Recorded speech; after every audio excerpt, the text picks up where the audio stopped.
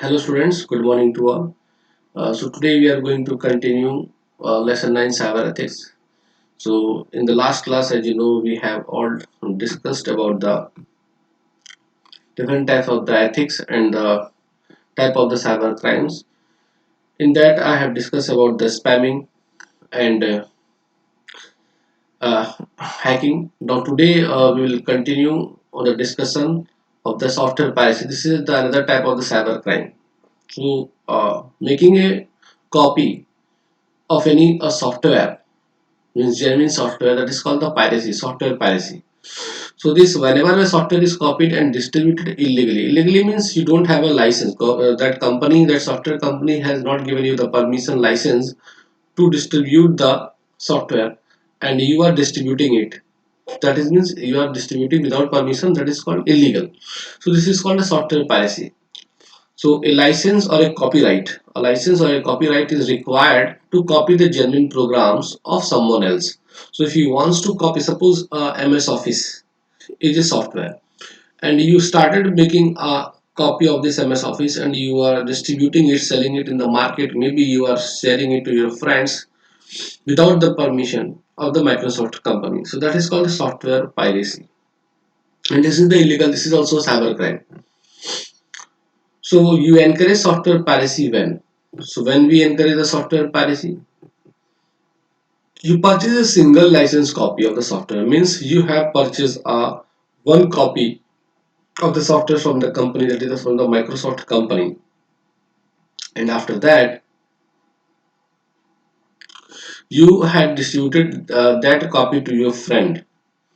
Means you have purchased a single copy for your system, for your a single computer, and you load it on several computers. Means you have distributed to your friends also, and that is the contrary to the license term. That is the against of the license terms. So in the license, when you purchase this software, in the license was written that you are going to use on a single system and you will not share it to the others. So that is called the soft lifting. Means purchase a license copy of a software for one system, and you loaded it on the several computers, and you install that software to on the many computers. Next thing, you make unauthorized copies of the copyrighted software and distributed them. So now that software on a CD, several CDs you had copied, and that CDs you have uh, shared in the society, maybe shared among your friends.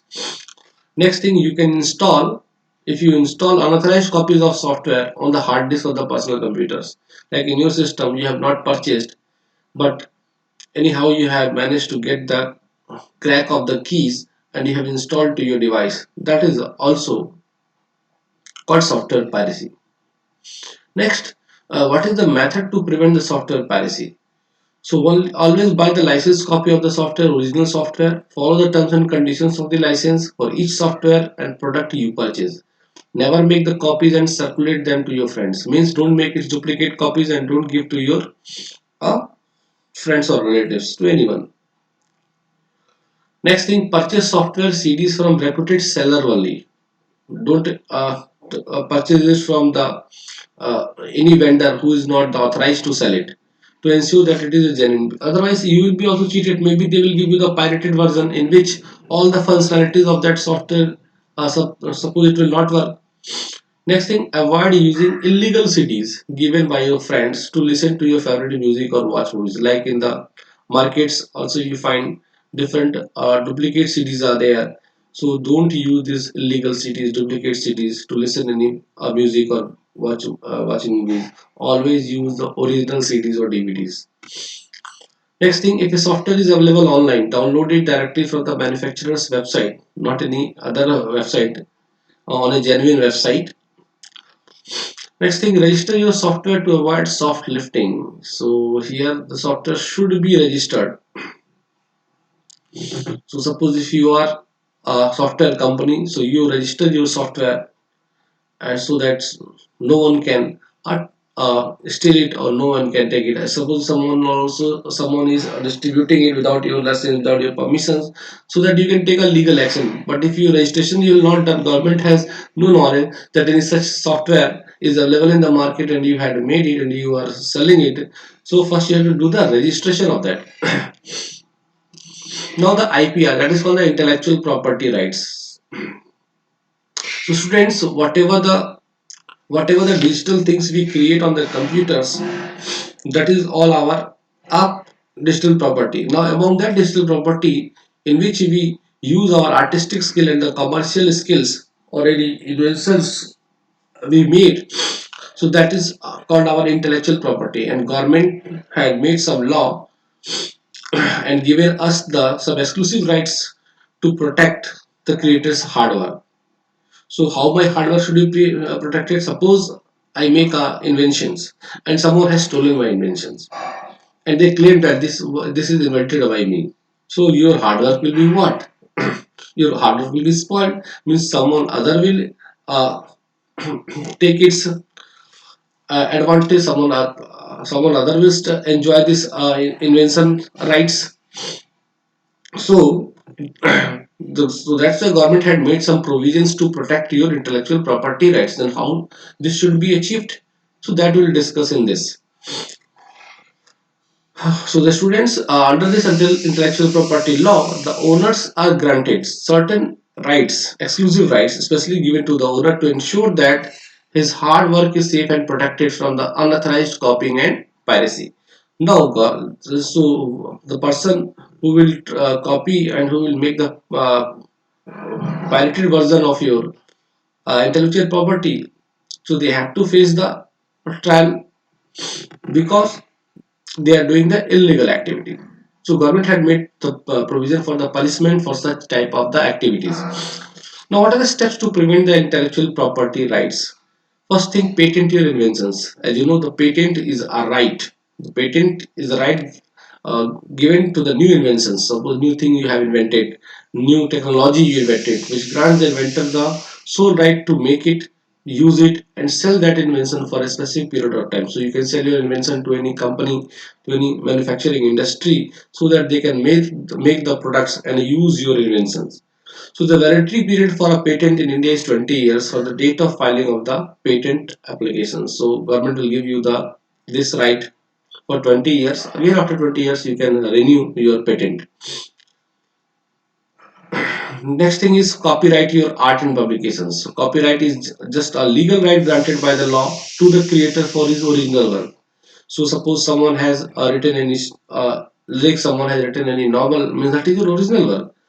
So your this literary works must also be protected by the government, and it is protected under the copyright law. So the rights provided under the copyright law prohibit others from creating a copy of the work. So no one can make a copy of the novel or the book without your permission. Its translation and distribution to the public without your permission, this is illegal. No one can distribute it also to the public. So legal action can be taken if someone copies the work without the permission of the author, means who has written that novel or organization. It covers the artistic, so the copyright is given to the artistic things and literary creations such as the novel, plays, poems, and the musical lyrics. Now, the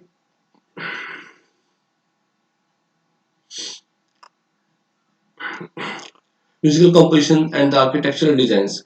Now, this copyright of a work lasts for more than 70 years. So, government gives the copyright for a duration of 70 years or more than that. Even after the death of the author, also copyright exists. Next thing, we can register your trademarks. So thus this protects your brand's name, logo, packing and the other distinctive designs that identify and distinguish the products of one manufacturer or seller from the others. So the validity period for the trademark is 10 years and can be renewed. So trademark means whatever the logo, whatever the symbols, whatever the design you are following, that also is protected under the right trademark right. So this trademark is given for the 10 years, and after 10 years again you can renew it. Suppose the name of the school only, Little Flower. So this is a trademark registered also, and after every 10 years they have to renew it.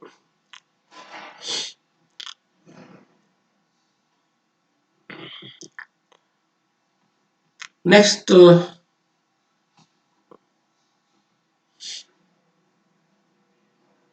safety measures while using the computer and the internet. So let us look that what are the safety measures we can follow while using the computers, so that we can avoid ourselves from this illegal activities from the cybercrime. That should be undertaken while using a computer or the internet. So while using the computer internet, what protections, what safety measures you have to follow. Minors should always surf the internet under the supervision of their parents. So for the small children's below the age 13 or 14, so they surf the internet, they browse over the internet with under the supervision of their parents, in the presence of their parents. So don't use it basically. It is advised, always use the internet in the presence of your parent. Parents should decide and suggest age appropriate websites to their children. So now parents should also take care of their children, that what they are browsing, what the things they are browsing, that is suitable for their age or not. Next thing, to minimize the chance of the attack of the hackers and crackers, you should use strong password. A strong password consists of at least 6 characters, and more the characters, stronger the password. But minimum 6 characters you keep in the password, and that 6 characters may contain a combination of some letters, numbers, and symbols, like at the rate symbol, pound symbol, dollar symbol, percentage, etc. Next thing, avoid losing data privacy while transmitting the data from one site to another. So while you're sending the data from one site to the another site, use the encryption method so that your data cannot be stolen. Encryption basically is the process of changing the data, readable data, into unreadable code, so which the user directly cannot read it. So before reading the encrypted data, they have to decrypt it, they have to decode it, and after decoding, one can only read the encrypted data. The result in the encrypted file is transferred over the network, and at the receiving end, it undergoes the process that is called the decryptions, and which converts the encrypted formation information into the readable form. So decryption means converting the unreadable data into the readable format. Next, set up your computer for automatic software and operating system update to make it robust. So settings such of your operating system setting you do whenever you get the updates. So it should update it automatically. Taking regular data backup is the primary and the most reliable method of the data protections.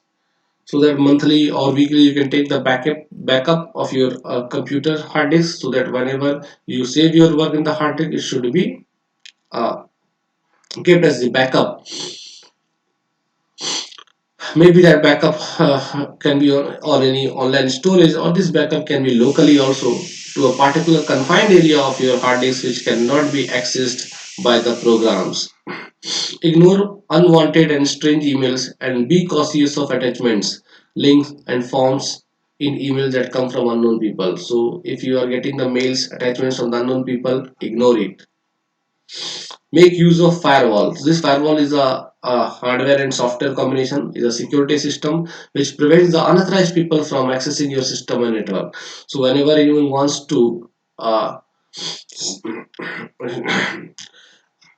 use your system, or whenever you want to access your system with the help of the internet, so this firewall first uh, it will receive the request, and after receiving the request, it will check it whether it is allowed or not, whether it is a real website or real user, authorized user or not. If it is unauthorized user, it will block the request. It can be either hardware or software, or a combination of both. Means this firewall can be a can be a software also, simply which you can install in your device, or it is coming with the hardware along with software.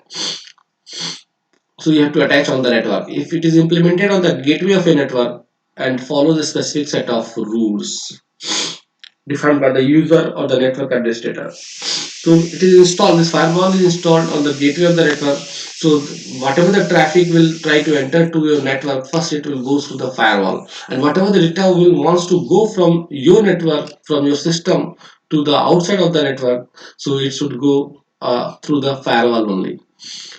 So in the firewall, basically we write some rules. So based on the rules, it controls the incoming and outgoing traffic. For this purpose, these things are used. Okay, so this is all for today, students. So in the coming class or the next class, we will discuss about the digital footprints. Thank you for your kind attention.